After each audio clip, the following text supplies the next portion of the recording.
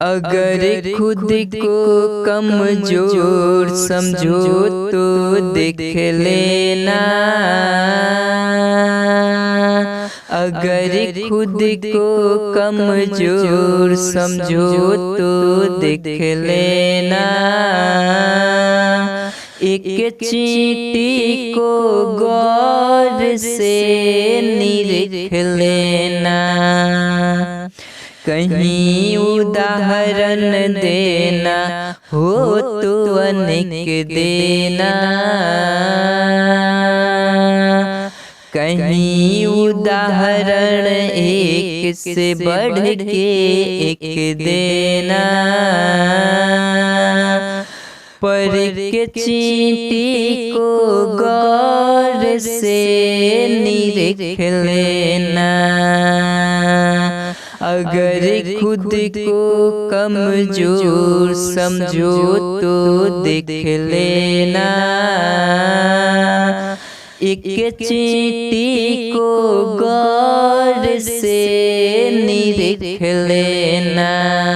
हाँ, एक चींटी को गौर से निरख लेना। नमस्कार दोस्तों, मैं अखिलेश कुमार अपने YouTube चैनल भोजपुरी पढ़ाई में आपका तहे दिल से स्वागत करता हूं। दोस्तों, आज की इस वीडियो में हम लोग बात करेंगे गुप्त काल के बारे में। और दोस्तों, गुप्त काल से जितनी भी इम्पोर्टेंट जानकारियां हैं मैं उसी को देने वाला हूं। तो दोस्तों, वीडियो को अंत तक देखिएगा। किसी भी तरह वीडियो से प्रभावित हो तो अपने दोस्तों में जरूर शेयर कर दीजिएगा। चलिए वीडियो को शुरू करते हैं। एक और इम्पोर्टेंट जानकारियां देना चाहता हूँ सबसे पहले कि दोस्तों, इससे पहले भी हम लोगों ने गुप्त साम्राज्य के बारे में बात किया है। अगर आप मेरे YouTube चैनल पर डेली के व्यूअर हैं तो आपको पता होगा। अगर आप डेली नहीं देखते हैं, पहली बार फर्स्ट बार इस वीडियो को देख रहे हैं तो शायद आपको ये लगेगा कि जानकारियां मैं अधूरा दे रहा हूं। दोस्तों, ऐसी कोई बात नहीं है। मैंने गुप्त साम्राज्य पर अब तक 4 वीडियो अपलोड कर दिया। ये मेरा 5वां वीडियो होगा, इसलिए दोस्तों, और ये अंतिम वीडियो होगा गुप्त साम्राज्य को लेकर।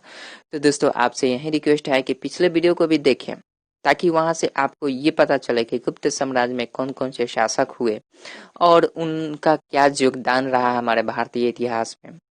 तो दोस्तों, आप वहां से डिस्क्रिप्शन बॉक्स में लिंक दे दिया हूं दोस्तों, आप देख सकते हैं। चलिए दोस्तों, वीडियो को शुरू करते हैं। हाँ दोस्तों, एक और छोटी सी रिक्वेस्ट आपसे करना चाहूंगा कि अगर आप मेरे वीडियो से किसी भी तरह प्रभावित होते हैं तो दोस्तों अपने दोस्तों में जरूर शेयर कर दीजिएगा। बस आपसे एक यही उम्मीद है। चलिए दोस्तों, वीडियो को शुरू करते हैं। दोस्तों, कुछ सामान्य जानकारियों में अगर हम देखें, बात करें तो गुप्त काल में, वैसे तो हम लोगों ने पिछले वीडियो को अगर आपने देखा होगा तो आपको पता होगा। देखिए दोस्तों, गुप्त काल में कुछ प्रशासनिक इकाइयां होती थी।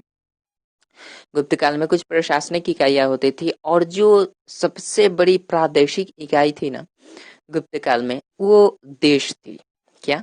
सबसे बड़ी जो प्रादेशिक इकाई थी वो देश थी। क्या थी? देश थी। और देश के जो मुख्य अधिकारी होता था उसको क्या बोला जाता था? देश के जो मुख्य अधिकारी होता था उसको बोला जाता था गोपना। ठीक है, जो देश के मुख्य अधिकारी होता था उसको गोपना बोला जाता था। और उसके बाद भी एक और प्रादेशिक इकाई हुआ करती थी गुप्त काल में। इससे बाद भी एक और प्रादेशिक इकाई हुआ करती थी जो भुक्ति के नाम से जानी जाती थी।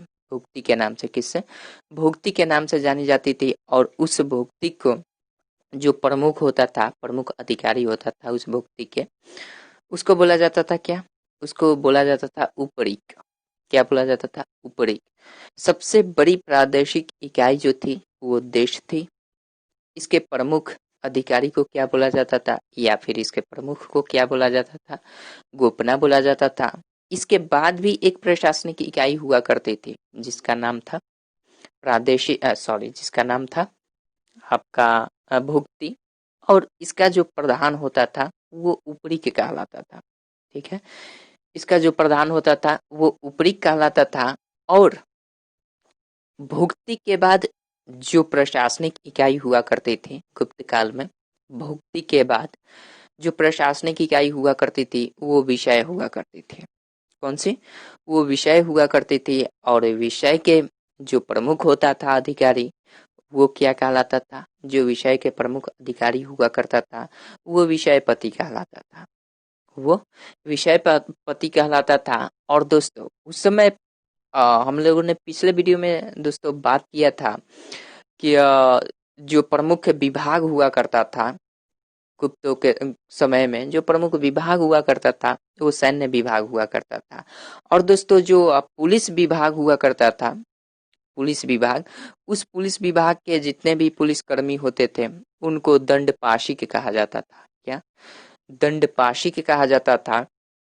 और इसके अतिरिक्त जितने भी सामान्य अधिकारी होते थे गुप्त काल के, जो पुलिस के सामान्य अधिकारी हुआ करते थे उनको चाट और भाट कहा जाता था। क्या? चाट और भाट कहा जाता था। ठीक है। और दोस्तों देखें कि जो सबसे बड़ी तो प्रादेशिक इकाई, जो प्रशासन की सबसे बड़ी इकाई हुआ करती थी वो तो हमारा देश हुआ करती थी, लेकिन सबसे छोटी प्रशासनिक जो इकाई हुआ करती थी गुप्त काल में वो ग्राम हुआ करते थे, वो ग्राम हुआ करती थी। और उस ग्राम समिति के जो प्रमुख मुखिया होता था वो ग्रामिक कहलाता था। क्या कहलाता था? वो ग्रामिक कहलाता था। और इसके अतिरिक्त अन्य जो भी सदस्य होते थे, इसके अतिरिक्त जितने भी और सदस्य होते थे वो क्या कहलाते थे? वो महत्तर कहलाते थे। क्या? वो महत्तर कहलाते थे। और दोस्तों एक बात और, सबसे बड़ी प्रशासनिक इकाई तो देश थी, सबसे छोटी प्रशासनिक इकाई ग्राम थी। अब दोस्तों यहाँ ग्राम में भी सबसे छोटी इकाई थी, सबसे छोटी प्रशासनिक जो इकाई थी ग्राम में वो कौन सी थी? तो वो प्रशासनिक इकाई थी जो ग्राम के अंतर्गत आती थी। तो ग्राम की सबसे छोटी प्रशासनिक जो इकाई थी वो पेठ कहलाती थी। क्या? वो पेठ कहलाती थी। ठीक है दोस्तों।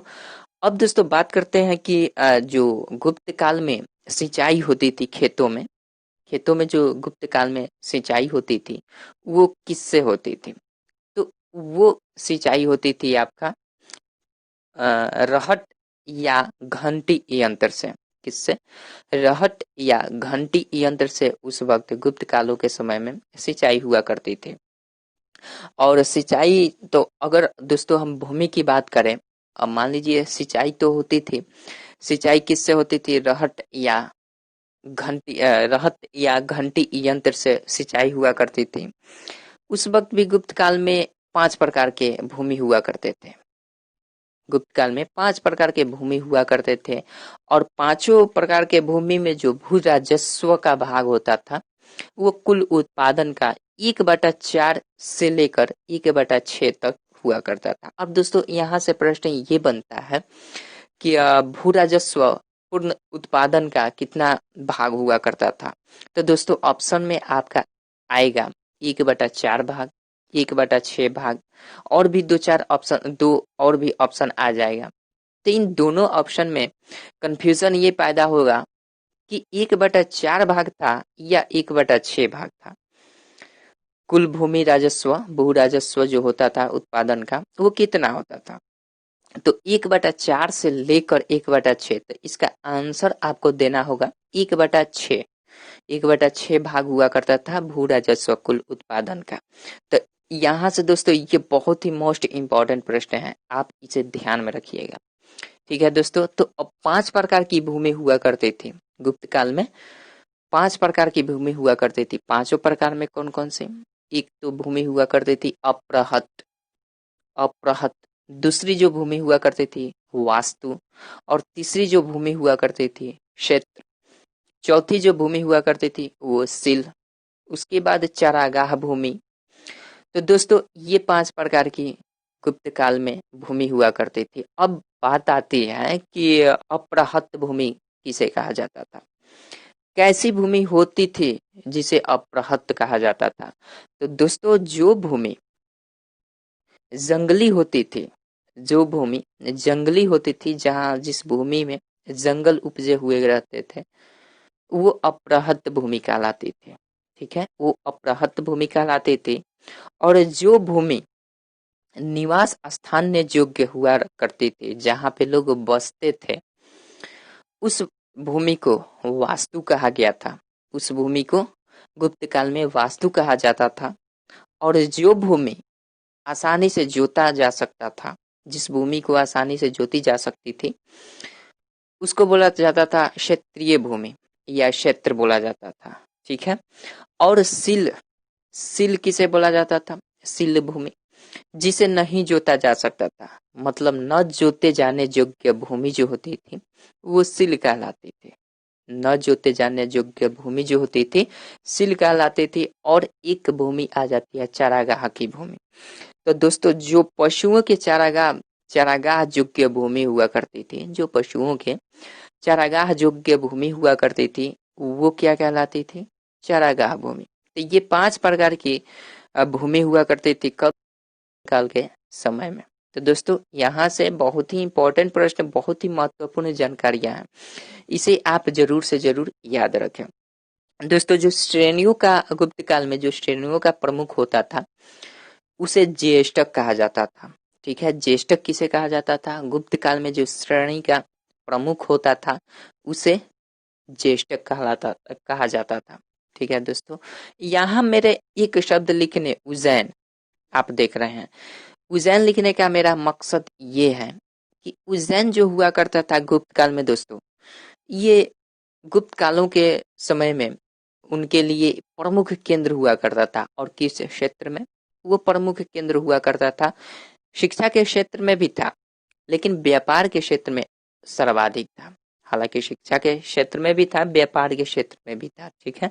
तो उज्जैन लिखने का मेरा मतलब यही है। ठीक है दोस्तों, हम जानते हैं कि कुषाणों ने गुप्तों ने, हम जानते हैं कि गुप्तों ने जितने भी सिक्के चलवाए उसमें के सोने के भी सिक्के थे, चांदी के भी सिक्के थे, लेकिन सबसे अधिक जो सिक्के चलवाए और चांदी के सिक्कों को उस वक्त इनके अभिलेखों से ये प्राप्त होता है कि इनके सिक्के चांदी के उनको दिनार कहा जाता था। इनके अभिलेखों से हमें ये जानकारी प्राप्त होती है कि इनके जो सोने के सिक्के हुआ करते थे वो क्या कहा जाता था? वो कहा जाता था आपका दिनार। और जो चांदी के सिक्के हुआ करते थे वो क्या कहा जाता था? जो चांदी के सिक्के हुआ करते थे वो रुपयक्का कहा जाता था। आगे देखेंगे, चलिए। तो दोस्तों हाँ, उसके बाद बात आती है दोस्तों, अगर हम कायस्थों की बात करें तो जो प्रमुख लिपिक होता था उसे तो कायस्थ कहा जाता था। तो दोस्तों पिछले वीडियो में हम लोगों ने लिपिकों के कायस्थों के बारे में बताया था मैंने कि कायस्थ कौन होते थे। तो जो प्रमुख लिपिक होता था वो कायस्थ कहलाता था। ठीक है दोस्तों, तो जो गुप्त काल के जो कायस्थ हैं उनकी जो सर्वप्रथम व्याख्या मिलती है कायस्थों की, वो किस में मिलती है? वो किस स्मृति में मिलती है? तो वो याज्ञवल्क्य स्मृति में मिलती है कायस्थों की सामान्य परिचय, जो सबसे पहले याज्ञवल्क्य स्मृति में मिलती है। लेकिन अगर हम बात करें कि जाति के रूप में कायस्थों की सबसे पहले जो व्याख्या मिलती है वो किस में मिलती है? तो वो किस में मिलती है? ओशनम में। किस में मिलती है दोस्तों? ओशनम स्मृति में मिलती है। तो यहाँ से ये 2 पॉइंट आपके लिए बहुत ही इंपॉर्टेंट है।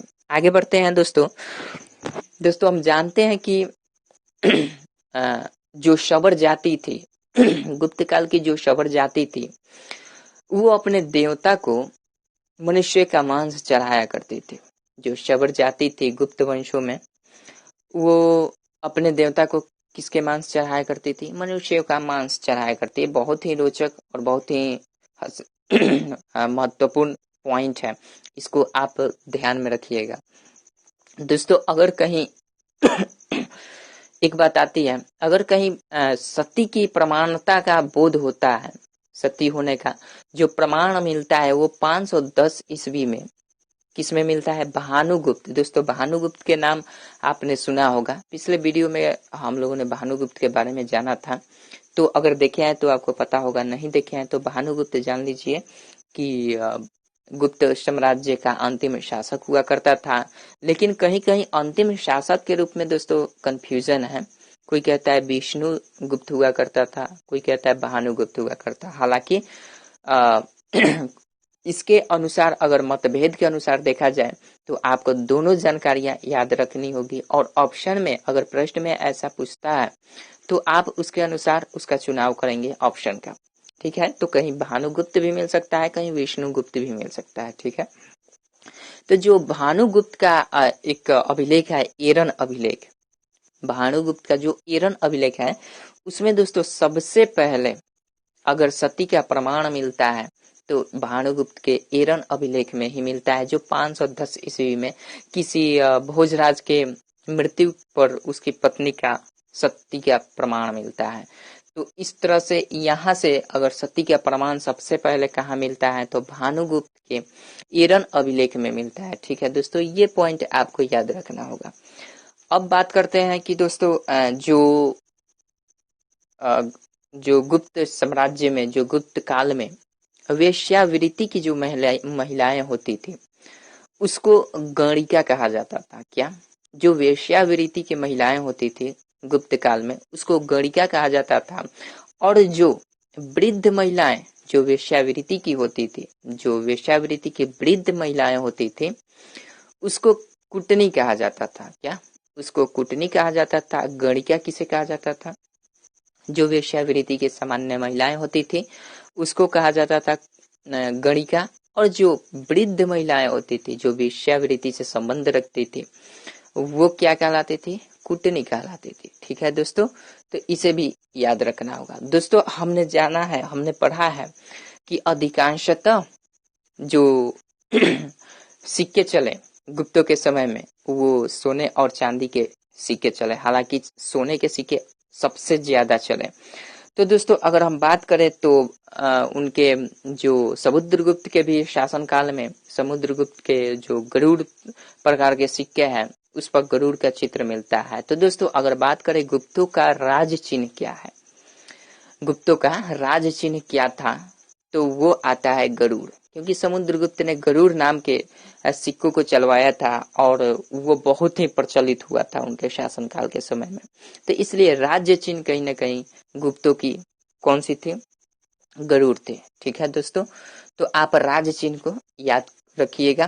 गुप्तों का गुप्त काल के जो राज्य चिन्ह हुआ करते थे वो कौन सा होता था? तो गरुड़। ठीक है दोस्तों, अजंता की गुफा की बात करें तो अजंता की गुफा में जो चित्र मिलते हैं वो गुप्त कालीन ही मिलते हैं। अजंता की गुफा जो है वो गुप्त कालीन ही मिलती है। अब दोस्तों गुप्त का अजंता की जो गुफा है, अजंता की गुफा में दोस्तों अब तक तो मतलब कि 29 गुफाएं मिलती थी, लेकिन अब मात्र 6 ही गुफाएं हैं जो अभी अस्तित्व में है, जिसमें से नंबर 16 और नंबर 17 की जो गुफाएं हैं वो ही गुप्तकालीन बताई जाती है। जो नंबर 16 और नंबर 17 की जो गुफाएं हैं वही गुप्तकालीन बताई जाती है। और जो नंबर 16 की उसमें गुफा है उसमें एक चित्र मिलता है जो मरणासन राजकुमारी का चित्र मिलता है, जो कि हमारे इतिहास में शाश्वत का अभिव्यंजना प्रकट करता है। तो इसलिए दोस्तों जो 16 नंबर का गुफा है अजंता की गुफा में 16 नंबर वो कहीं ना कहीं हमारा गुप्त काल से संबंध रखता है, और साथ ही 17वां नंबर का जो गुफा है वो भी गुप्त काल का ही है, लेकिन 16 नंबर में मरणासन राजकुमारी का एक चित्र मिलता है जो कि बहुत ही शाश्वत भाव का व्यंजना भी प्रकट करता है। तो इसलिए और 17 नंबर जो है अजंता की गुफा 17 नंबर, वो 17 नंबर को चित्रशाला कहा जाता है। क्या? 17 नंबर को चित्रशाला कहा जाता है। और ये जो अजंता की गुफा है ना दोस्तों, अजंता की गुफा को दोस्तों अजंता की जो गुफा है इसमें कुल मिलाकर 29 हुआ करते थे, कुल मिलाकर 29 हुआ करते थे, लेकिन अभी वर्तमान में जो है वो 6 ही मात्र बचा हुआ है, जिसमें 2 ही गुप्तकालीन है। ठीक है, 2 ही गुप्तकालीन है। एक चीज और है कि जो अजंता की गुफा है ये बौद्ध धर्म से संबंधित है, बौद्ध धर्म से संबंधित है। और दोस्तों हम जानते हैं कि बौद्ध धर्म में बौद्ध धर्म 2 भागों में बट चुका था। कौन? बौद्ध धर्म 2 भागों में बटा था। कौन कौन से? एक हीनयान था और एक महायान था। तो ये जो अजंता की गुफा है ना दोस्तों, ये महायान से अधिकांशतः संबंध रखता है। जो बौद्ध धर्म के दो शाखाएं हुई, महायान और हीनयान, तो ये महायान से अधिक संबंध रखता है। कौन? ये अजंता की गुफा। ठीक है दोस्तों, ये ध्यान में रखिएगा। अगर बात करें बाघ गुफा की, बाघ गुफा की, तो दोस्तों बाघ एक स्थान का नाम है जो कि ग्वालियर में था। ठीक है, ग्वालियर में है, और ग्वालियर में यहाँ पे विंध्य पर्वत को काट कर ये गुफा बनाई गई थी, ऐसा मतलब कि, और जो कि गुप्तकालीन था, ऐसा प्रमाण मिलता है। तो ये बाघ गुफा भी गुप्तकालीन ही गुफा है। तो ये बाघ गुफा भी गुप्तकालीन है, जो जो कि विंध्य पर्वत को काटकर बनाया गया था गुप्त के शासनकाल के समय में। ठीक है, रुपये का दोस्तों अभी मैंने इधर बताया, जो ये चलाए थे चांदी के सिक्के, गुप्तों ने जो चांदी के सिक्के चलाए थे उसको रुपया का कहा जाता था, और जो अभिलेख में मिलते हैं इन्होंने सोने के सिक्के सबसे अधिक चलाए, उसका क्या नाम मिलता है? उसको दिनार कहा गया है। इनके अभिलेखों से ये प्राप्त होता है। ठीक है दोस्तों, उसके बाद याज्ञवल्क्य। दोस्तों अभी मैंने ऊपर बताया कि याज्ञवल्क्य में सबसे पहले कायस्थों का वर्णन मिलता है। तो आगे देखते हैं कि याज्ञवल्क्य, नारद, कात्यायन और बृहस्पति, ये 4 स्मृतियां हैं। ये 4 स्मृतियां हैं जिनकी रचना जो हुई थी दोस्तों, ये चारों स्मृति की रचना जो हुई थी वो गुप्त काल में ही हुई थी। ठीक है, कब हुई थी? गुप्त काल में ही हुई थी। अब दोस्तों एक और इम्पोर्टेंट चीज है कि पिछले वीडियो में हम लोगों ने ये भी जाना था पिछले वीडियो में हम लोगों ने ये भी जाना था कि पंचतंत्र की जो रचना है, पंचतंत्र जो की रचना है किसकी? आपको पता होगा पिछले वीडियो में मैंने बताया था 9 या 10 थे उसमें, जिसमें मैंने बताया था कि किसकी कौन सी रचना है जो गुप्त काल में रचना की गई थी। तो उसके बारे में अगर आपने पढ़ा होगा तो आपको ध्यान होगा, जिसमें से एक था पंचतंत्र। पंचतंत्र की रचना किसने की है? विष्णु शर्मा ने। और पंचतंत्र की विष्णु शर्मा ने रचना की है। तो ये पंचतंत्र 5 प्रकार के हैं। ये पंचतंत्र 5 भागों में बटा हुआ है। पहला भाग है मित्र भेद। पहला भाग है मित्र भेद, दूसरा भाग है मित्र लाभ, तीसरा भेद है संधि विग्रह, चौथा भाग है संधि प्राणास, और 5वां भाग है अपरीक्षाकारत्व। तो ये आपको ध्यान में रखना होगा। ये पंचतंत्र कितने भागों में बटा है? 5 भागों में। और 5 भागों में कौन कौन है? मित्र भेद, मित्र लाभ, संधि विग्रह, संधि प्राणास और अपरीक्षाकारत्व। ठीक है, ये 5 भाग आपको ध्यान में रखना होगा। अब एक और भी इम्पोर्टेंट है, जो दोस्तों ये मंदिर बनाने की कला थी ना, मंदिर बनाने की कला, ये गुप्त काल से ही विस्तृत हो चुकी थी, मतलब गुप्त काल से ही शुरू हो चुकी थी मंदिर बनाने की कला। तो दोस्तों आज के इस वीडियो में बस इतना ही। अगर ये वीडियो आपको किसी भी तरह से प्रभावित किया हो और जानकारियां अच्छी लगी हो तो दोस्तों अपने दोस्तों में इस वीडियो को जरूर शेयर कीजिएगा, आपसे यही रिक्वेस्ट है। और दोस्तों अगर चैनल को अभी तक सब्सक्राइब नहीं किया है तो दोस्तों चैनल को सब्सक्राइब कर लें और बेल आइकन को भी दबा दीजिएगा, ताकि नोटिफिकेशन आप मिस न कर सकें। चलिए दोस्तों, वीडियो को अंत तक देखने के लिए आपका बहुत बहुत धन्यवाद, और दोस्तों में अपना वीडियो को जरूर शेयर कर दीजिए। थैंक यू दोस्तों।